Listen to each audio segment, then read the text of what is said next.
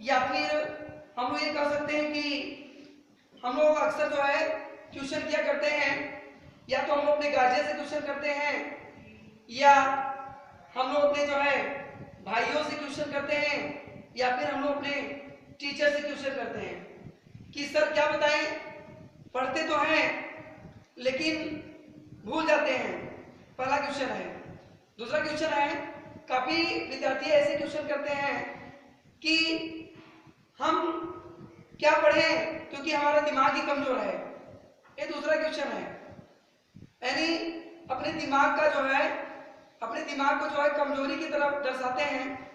और तीसरा क्वेश्चन बनता है, हम तो ठीक हैं यानी पढ़ते हैं, परंतु जो है जो पढ़ते हैं वो चीजें हम भूल जाते हैं। ये तीन क्वेश्चन है, यानी एक पढ़ते हैं और भूल जाते हैं, दूसरा क्वेश्चन है हमारा दिमाग कमजोर है, हम कैसे पढ़ें, और एक तीसरा क्वेश्चन में आपने इंक्लूड किया कि क्या बताएं, हमारा मन पढ़ने में ही नहीं लगता। हाँ, यानी कहने का मतलब यह है कि हमारा मन जो है पढ़ने में नहीं लगता। ये बहुत इंपॉर्टेंट क्वेश्चन है हमारे एजुकेशन से रिलेटेड। या फिर कह सकते हैं कोई व्यक्ति अगर बिजनेस कर रहा है, ये चीजें वहां भी मायने रखती है, जिसको नाम दिया जाता है प्रेजेंस ऑफ माइंड। कहते हैं जिसका प्रेजेंस ऑफ माइंड फास्ट है वो बहुत कुछ कर सकता है।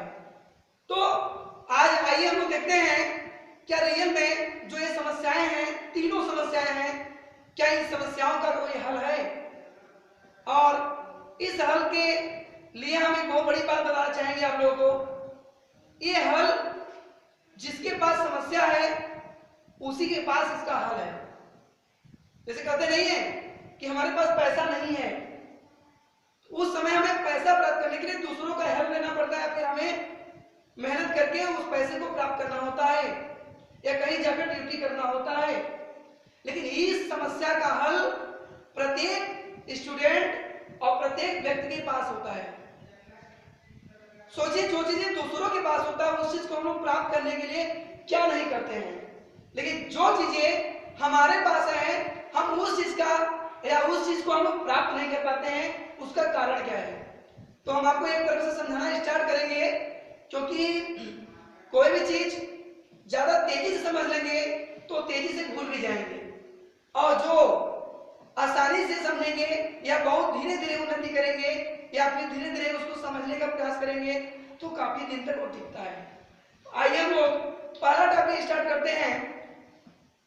पहला टॉपिक स्टार्ट करते हैं कि जो लोग कहते हैं कि हमारा दिमाग कमजोर है, तो मैं उनको मैं मेरी तरफ से उनके लिए निर्देश होगा कि आप जो कहते हैं मेरा दिमाग कमजोर है, ये आपकी गलतफहमी है। किसी का भी दिमाग कमजोर नहीं होता, क्योंकि जैसे आप कहें मेरा दिमाग कमजोर है तो आप क्यों कहें कि आपका दिमाग कमजोर है। तो हम एक एग्जांपल के तौर से लेते हैं कि कोई मान लीजिए स्टूडेंट है, उसको टीचर पढ़ाता है और वो टॉपिक उस स्टूडेंट को नहीं समझ आता है, तो जब उसको नहीं समझ आता है वो कहने लगता है कि मेरा दिमाग क्या है, कमजोर है। तो दिमाग कमजोर क्या होता है कि क्या आप वहां अपने पूरे दिमाग से पढ़ रहे थे, क्या उस स्थिति में जब अध्यापक पढ़ा रहे थे तो क्या उस स्थिति में क्या पूरे प्रोसेस को पूरे फुल माइंड से समझ रहे थे आप। कैसे आपको पता चला कि आपका दिमाग कमजोर है। आप यही कहेंगे कि हम पढ़ रहे थे मुझे समझ में नहीं आया, आप यही कहेंगे कि सर हमसे कुछ पूछे हम बता नहीं पाए। तो हम आपको इसको क्रम से बताना स्टार्ट करते हैं कि रियल में आपका दिमाग कमजोर नहीं होता। ये हम लोग की गलतफहमी होती है कि हम लोग अपने दिमाग में बना लेते हैं कि हमारा दिमाग कमजोर है, क्योंकि जब कभी भी किसी को ये लगे कि हमारा दिमाग कमजोर है तो ये आजमा के देखिए अपने आप कि आखिर उसका दिमाग कमजोर है, क्या उसे किसी चीज में इंटरेस्ट नहीं है, क्या उसे कोई चीज याद नहीं होता है। अब इसको मैं समझाने के लिए दिमाग कमजोर है या नहीं है, इसको समझाने के लिए मैं ज्यादा डिटेल्स नहीं बताऊंगा, एकदम एक शॉर्ट फॉर्म में एक मैं एग्जांपल देना चाहूंगा। उस एग्जांपल से ही आपको समझ आ जाएगा कि रियल में हम लोग के दिमाग कमजोर नहीं होते हैं, हम लोग के दिमाग में बना रहता है, जो कि ये रोग का कारण है। ठीक, हम आपके सामने एग्जांपल दे रहे हैं। एक लड़का था और टीचर थे, यानी एक अध्यापक ने एक लड़के से ये पूछा कि बेटा तुम्हें जो भी होमवर्क देते हैं तुम करके नहीं आते हो, और जो भी तुम्हें हम कुछ कहते हैं कि करके आना या फिर इसे लर्न करके आना, हाँ यानी याद करके आना, तो आप यही जवाब देते हैं कि हमको याद नहीं हो पाता है। और टीचर यही पूछता है उनसे कि बेटा तुमको याद नहीं हो पाता है, तो उस लड़के का रिप्लाई रहता है, वो लड़का आंसर देता है उस ट्यूशन का अपने अध्यापक को क्या आंसर देता है कि सर क्या बताएं, हमारा दिमाग बहुत कमजोर है, आप कितना भी होमवर्क देंगे, कितना भी हमें पढ़ाएंगे, हम पढ़ नहीं पाएंगे। तो वो टीचर थोड़ा सा दिमाग लगाता है उस लड़के के प्रति, कहते हैं कि बेटा अच्छा बताओ तुम्हारा दिमाग कमजोर है, तुम्हें पता कैसे चला? हाँ, वो लड़का उस क्वेश्चन का आंसर नहीं दे पाया। क्यों? क्योंकि उनके सामने एक क्वेश्चन रखा गया। क्वेश्चन क्या था कि बताओ बेटा तुम्हारा इंटरेस्ट सबसे ज्यादा किस पर है? जैसे भाई सभी जानते हैं कि सबका इंटरेस्ट अलग अलग होता है। क्या होता है? सबका इंटरेस्ट अलग अलग होता है। और क्या होता है अलग अलग? ये ध्यान दीजिए। जैसे कि कुछ व्यक्ति ऐसे होते हैं, कुछ विद्यार्थी ऐसे होते हैं जिनका गेम खेलने में इंटरेस्ट होता है, जो लोग कंप्यूटर में बैठ के गेम खेलते हैं। और कुछ लोग ऐसे होते हैं जो क्रिकेट मैच खेलने में जो इंटरेस्ट रखते हैं, और कुछ लोग ऐसे भी होते हैं जो फुटबॉल खेलने में इंटरेस्ट रखते हैं। हाँ, ऐसे सबका अपना अपना इंटरेस्ट अलग होता है।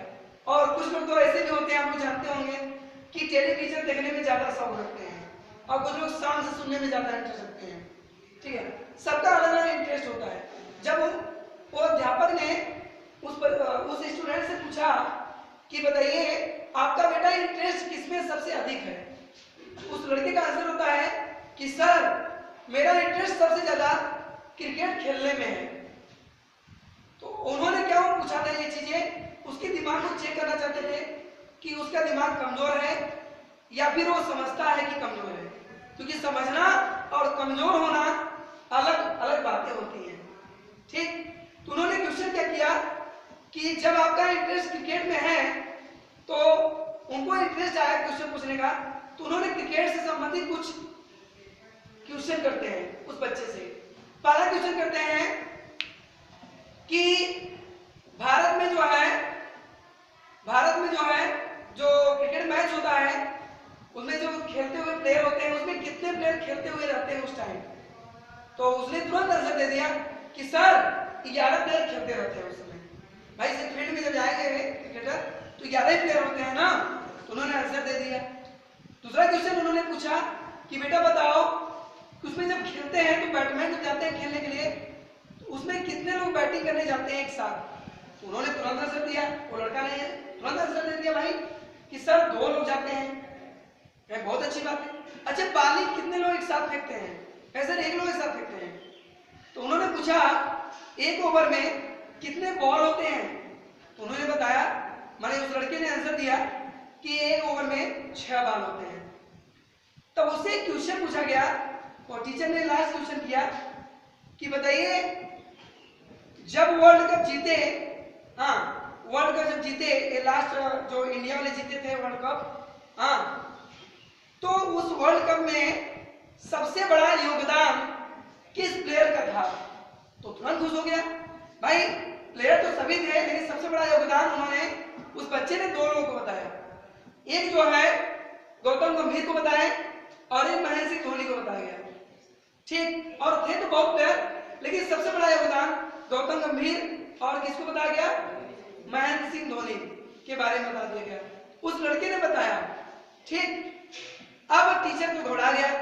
अभी इसके पहले लड़का कह रहा था कि मेरा दिमाग कमजोर है सर, हम कमजोर है, पढ़ नहीं पाएंगे। आखिर जब आपका दिमाग कमजोर है तो ये कैसे हमें सब आंसर बता दे रहे हो कि कौन मैच जीता था और कौन कितना रन बनाया था और कौन कितने, मैंने सारे क्वेश्चन का आंसर देता गया। तो उस लड़के से क्वेश्चन पूछा गया अगर तुम्हारा दिमाग कमजोर होता तो क्या आप आंसर दे पाते? अगर नहीं सर, तब तुम्हें कैसे पता कि तुम्हारा दिमाग कमजोर है? दिमाग कमजोर का मतलब आपको कुछ ना समझ में आए, आप किसी चीज का आंसर ना दे पाए। हाँ, तो वो लड़का उस स्थान में कुछ देर के लिए शांत हो जाता है। तब वो टीचर कहता है कि पढ़ने में तुम कमजोर इसलिए हो, पढ़ने में तुम कमजोर इसलिए हो क्योंकि तुम्हें पढ़ने में इंटरेस्ट नहीं है। क्योंकि हमारा वही चीज स्ट्रांग होता है, हमारा वही चीज तेज होता है जिसमें हमें इंटरेस्ट होता है। तो उन्होंने उस चीज को दर्शाया कि अगर आपको क्रिकेट मैच के बारे में सब कुछ आ रहा है तो उसका रीजन है आपको क्रिकेट मैच में क्या है, इंटरेस्ट है। अगर वही इंटरेस्ट अगर आप अपनी पढ़ाई में लगा देंगे जिस दिन, उस दिन जैसे आपको क्रिकेट में जैसे क्वेश्चन पूछा जा रहा है आप तुरंत आंसर दे रहे हैं, वैसे ही आपसे पढ़ाई से संबंधित किसी सब्जेक्ट से संबंधित क्वेश्चन अगर कोई टीचर करता है तो आप अवश्य आंसर दे देंगे। ठीक बात सुन में आ रही है?